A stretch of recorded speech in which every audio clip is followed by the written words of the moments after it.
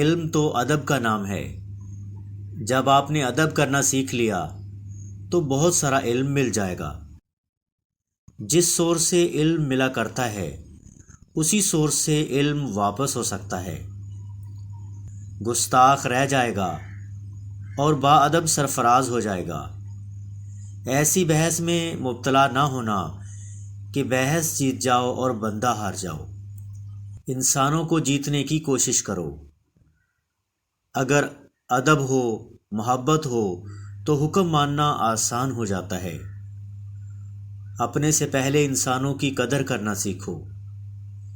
انسانوں کی قدر میں آپ کو اپنا احترام سمجھ میں آئے گا۔